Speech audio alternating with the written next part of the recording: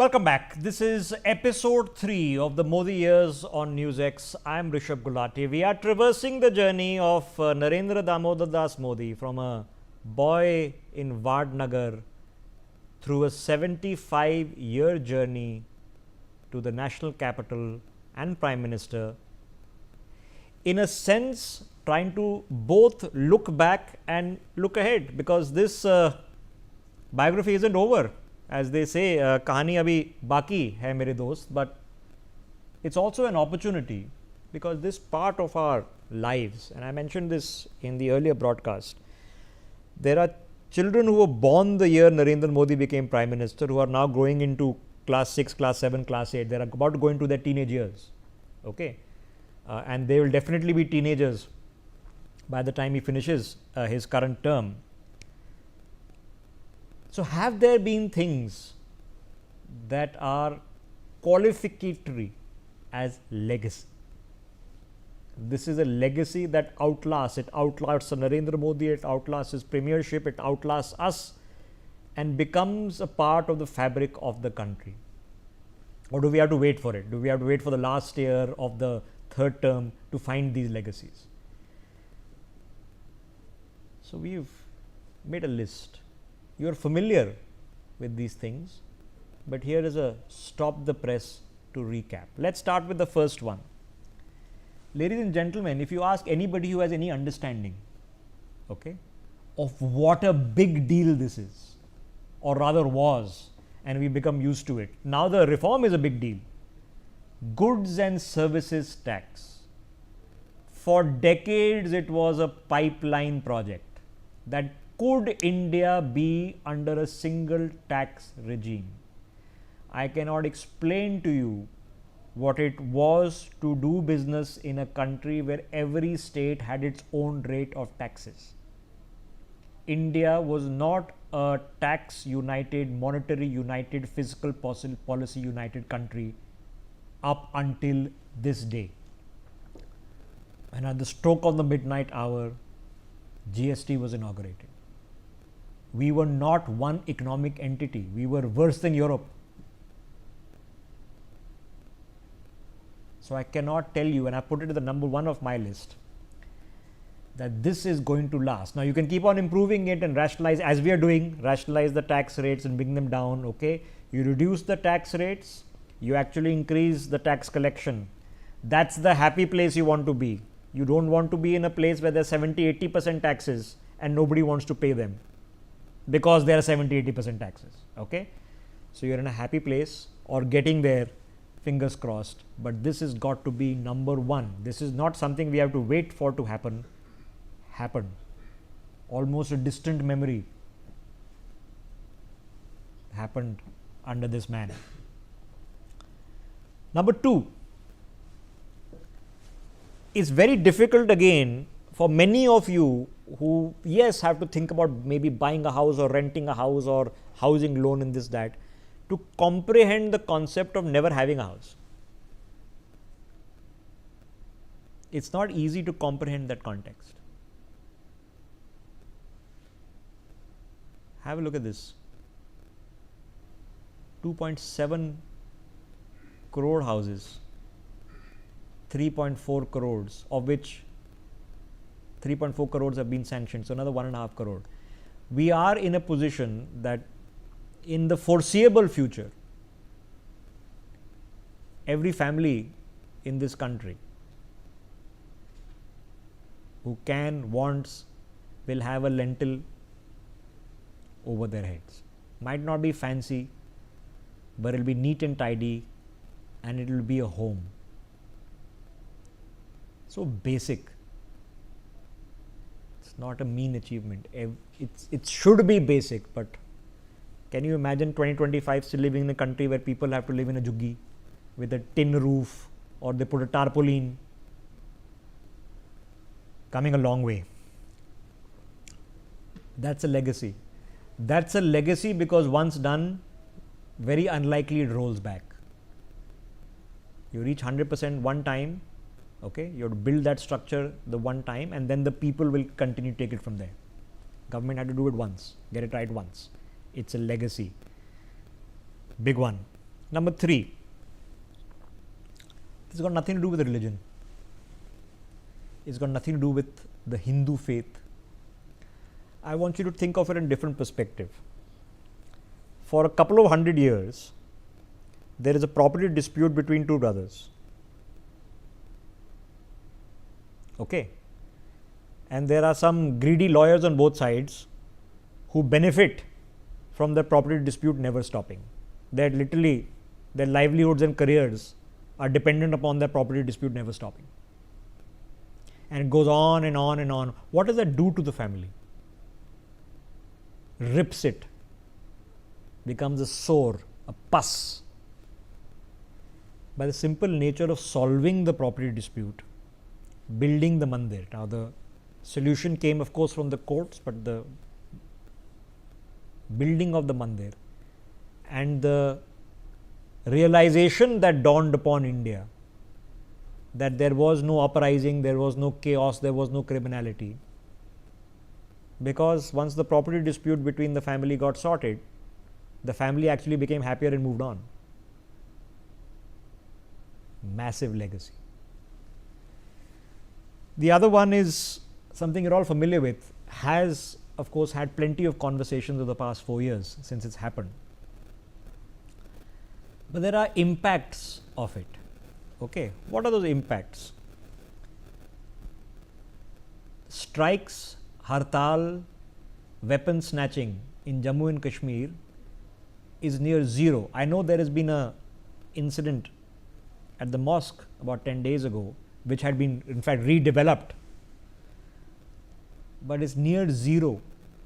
The concept of stone pelting, which is a routine, it wasn't even news anymore. It was taken for granted that every Friday there's stone pelting, near zero. And between the August of 2019 and where we are now, there are 1.5 lakh crores of investment projects currently operational in Jammu and Kashmir. Not a mean thing. Here's one which will hopefully last 100 years, maybe longer. The institution of India's parliament, and the institution is not just bricks and mortar and stone and chairs and cloth and carpet. The institution is of course the people of generations elected to sit in that house who build it. But here is one that has been built that serves the purposes of a modern India and signifies a modern India. Okay. I'm sorry to say, with all due respect, and I think I can share this story without malice to the person concerned. When the Parliament inaugural was going on, we reached out because there is a granddaughter of Edwin Lutyens, who is also an architect, lives in England. And we said, ma'am, you know, city is seeing a new footprint, a new facelift. We'd love to have your thoughts. And her comeback was, look what they're doing to my father's city. And I really wanted to say, it's not your father's city. But here we are, 70, 80 years after independence, when Edwin Lutyens' granddaughter still felt, oh, this is my father's city. No, it's like saying that if I hire an architect to design my house and 30 years later he comes and says, oh, this is my house. No, it isn't. It's my house. You know, you were the architect that helped me design it, but let's not be confused. So coming from there and the practical aspects of just having a place that is larger functional, and many would say, and I would not reasonably illogically suppose, has a greater capacity because India's population has gone from about 300 million to 1.5 billion, that the representation, maybe the number of members in parliament need to increase. It's a separate conversation for a different time, but this parliament can host them. It can host up to 800 MPs in the Lok Sabha if required at some point of time. And for all the people, including people I know, who were deeply concerned, maybe rightly so, that, oh my God, what, you know, there is a character and a feel to Lutyens Delhi. Will it be messed up? No, it wasn't. the teams did a fantastic job. Kartavya Path has been very aesthetically done with the keeping of the architecture. Parliament is also in keeping with the architecture. New central secretariat, everything is being cleaned up. Trust me, as a person who's been going to these places for 20 years, what a change it is, and a good one. That's something that's going to last a long time. I put at number 6 something important, which you are familiar with it because it happened, and I was sitting and conversing this with you just a few weeks ago as it was happening. A new military doctrine, Sindoor. It sets a precedent. That's the legacy. The operation itself now goes into the history books. Hopefully another one will not be required. I suspect more will be required in the future, but it sets a precedent for all future defense ministers, finance ministers, army chiefs, air chiefs, navy chiefs. It sets a precedent of what we should be doing and how we should be doing it. That's a legacy that lasts. At number 7, I put this one because even though it is still rolling out and imperfect in its implementation, and there's a long way to go, and I accept all of that, is the new education policy, where in principle, we are recognizing that if we keep producing children who ratta maro, and I promise you, I hire people, young people fresh out of college on a regular basis, on a monthly basis. The average age of our team is 25. And I do it with the acceptance that they are going to remember nothing they learnt in school. Think about it for a second. How many of you remember the first law of thermodynamics? Okay. Now, if I tell you, it will immediately come back. Energy can neither be created nor destroyed. Did it in class 6th, 7th, 8th. Okay. But we memorized it, passed the exam, and then promptly forgot about it. So the system of learning was a problem. So the fact that we need to do skill orientation. So there'll be people who study journalism and do a master's and a diploma in mass communication, then come and join a news channel, and then they sit down and do not know how to operate the software in front of them, do not know what to write. After having 5-6 years of education, which is specialist, and 13 years of education before that. Something was wrong and needed to be fixed. Have we fixed it? No, but this is something that's going to be long lasting. This is a 10-year legacy for sure. This one has become so ubiquitous that we almost forget it, that it's a new thing. It's UPI. I mean, it is. It's shocking that if you find somebody who doesn't want to take UPI, I mean, you can't comprehend it.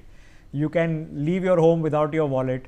And the iCard is also on your phone these days, so you can just have your phone, and sometimes you find some vendor actually says कि sir UPI nahi, and then you're going, really? I have no way of paying you. It's become ubiquitous. 18 billion transactions, and just in June 2025, that's 24 lakh crores, which has been half India's budget in 1 month. It gets transacted through this mechanism. I put something at 9 and 10, and then I'll come to my guess. Number 9, ladies and gentlemen, this is creeping up on us, because when you switch on the light in your home, okay, you don't really know where it's coming from. Is it coming from a coal power plant, a gas power plant, a solar plant, or a dam, or probably a mixture of all of the above? India is now the world's third largest solar energy producer. Our solar power has jumped from 38 gigawatts to 74 gigawatts in 2.5 years. Okay, we have 18 major solar parks. Of the top 5 solar parks, 2 are in India. One is in the south in Tamil Nadu, one is in Gujarat. Okay, for all the people who say that the green credentials of India, here, this has just happened. And the last one, ladies and gentlemen, is a sign of things to come, and I'll open this up to our guests who are joining us next. The Chandrayaan. Not a long time ago, you all remember it, you are familiar with it. We tried and we watched on live television as we failed. Then we tried again and we succeeded. And now we have an Indian astronaut who just, or Gaganaut, as we call it, who just come back from the International Space Station, but we are going to build our own space station and we're going to put our own people in orbit and then maybe head to the moon with boots on the ground. Legacy that lasts forever. Let's open up this conversation. I have Sumit P joining us on the broadcast to put his checklist together of what his 1, 2, 3, 4 potentially are going to be